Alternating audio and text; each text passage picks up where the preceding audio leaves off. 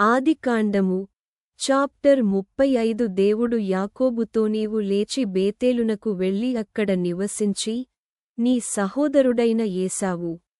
ఎదుట నుండి నీవు పారిపోయినప్పుడు నీకు కనబడిన దేవునికి అక్కడ బలిపీఠమును కట్టుమని చెప్పగా యాకోబు తన ఇంటివారితోనూ తన యొద్దనున్న వారందరితోనూ మీ యొద్దనున్న అన్యదేవతలను పారవేసి మిమ్మును మీరు శుచిపరచుకొని మీ వస్త్రములను మార్చుకొనుడి మనము లేచి బేతేలునకు వెళ్ళుదము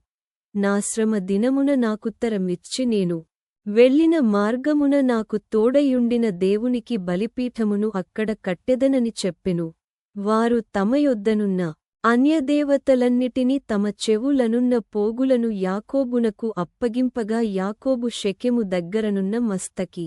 వృక్షము క్రింద వాటిని దాచిపెట్టెను వారు ప్రయాణమైపోయినప్పుడు దేవుని భయము వారి చుట్టున్న పట్టణముల మీద నుండెను గనుక వారు యాకోబు కుమారులను తరుమలేదు యాకోబును అతనితో నున్న జనులందరును కనానులో లూజుకు అనగా బేతేలునకు వచ్చిరి అతడు తన సహోదరుని ఎదుట నుండి పారిపోయినప్పుడు దేవుడక్కడ అతనికి ప్రత్యక్షమాయెను గనుక అక్కడ బలిపీఠమును కట్టి ఆ చోటికి ఏల్ బేతేలను పేరు పెట్టిరి రిబ్కా దాదియైన దెబోరా చనిపోయి బేతేలునకు దిగువనున్న సింధూర వృక్షము క్రింద పాతిపెట్టబడెను దానికి అల్లోను బాకూత్ అను పేరు పెట్టబడెను యాకోబు పద్దనరాము నుండి వచ్చుచుండగా దేవుడు తిరిగి అతనికి ప్రత్యక్షమై అతని దించెను అప్పుడు దేవుడు అతనితో నీ పేరు యాకోబు ఇకమీదట నీ పేరు యాకోబు అనబడదు నీ పేరు ఇశ్రాయేలు అని చెప్పి అతనికి ఇశ్రాయేలు అను పేరు పెట్టెను మరియు దేవుడు నేను సర్వశక్తిగల దేవుడను నీవు ఫలించి అభివృద్ధి పొందుము జనమును జనముల సమూహమును నీవలన కలుగును రాజులును నీ గర్భవాసమున పుట్టెదరు నేను అబ్రాహామునకును ఇస్సాకునకును ఇచ్చిన దేశము నీకిచ్చెదను నీ తరువాత నీ సంతానమునకు ఈ దేశము నిచ్చెదనని అతనితో చెప్పెను దేవుడు అతనితో మాటలాడిన స్థలము నుండి పరమునకు వెళ్ళెను ఆయన తనతో మాటలాడిన చోట యాకోబు ఒక స్తంభము అనగా రాతిస్తంభము కట్టించి దానిమీద పానార్పణము చేసి నూనెయు దానిమీద పోసెను తనతో దేవుడు మాటలాడిన చోటికి యాకోబు బేతేలను పేరు పెట్టెను వారు బేతేలు నుండి ప్రయాణమైపోయిరి ఎఫ్రాతాకు వెళ్ళు మార్గములో మరికొంత దూరము ఉన్నప్పుడు రాహేలు ప్రసవించుచు ప్రసవవేదనతో ప్రయాసపడెను ఆమె ప్రసవము వలన ప్రయాసపడుచున్నప్పుడు మంత్రసాని ఆమెతో భయపడకుము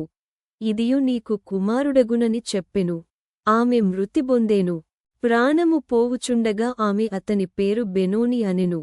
అతని తండ్రి అతనికి బెన్యామీను అను పేరు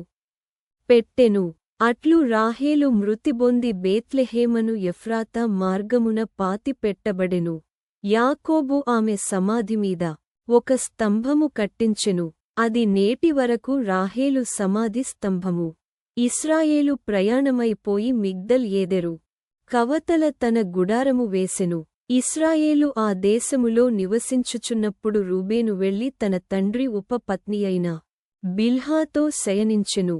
ఆ సంగతి ఇశ్రాయేలునకు వినబడెను యాకోబు కుమారులు 12 యాకోబు జ్యేష్ఠ కుమారుడగు రూబేను షిమ్యోను లేవి యూదా ఇస్సాఖారు జెబూలూను వీరు లేయా కుమారులు రాహేలు కుమారులు యోసేపు బెన్యామీను రాహేలు దాసియైన బిల్హా కుమారులు దాను నఫ్తాలి లేయా దాసియైన జిల్పా కుమారులు గాదు ఆషేరు వీరు పద్దనరాములో యాకోబునకు పుట్టిన కుమారులు అబ్రాహామును ఇస్సాకును పరదేశులయ్యుండిన మమ్రేలో కిర్యతర్బాకు తన తండ్రియైన ఇస్సాకునొద్దకు యాకోబు వచ్చెను అదే హెబ్రోను ఇస్సాకు బ్రతికిన దినములు 180 సంవత్సరములు ఇస్సాకు కాలము నిండిన వృద్ధుడై ప్రాణము విడిచి మృతిబొంది తన పితరుల యొద్దకు చేర్చబడెను అతని కుమారులైన ఏశావు యాకోబులు అతని పాతిపెట్టిరి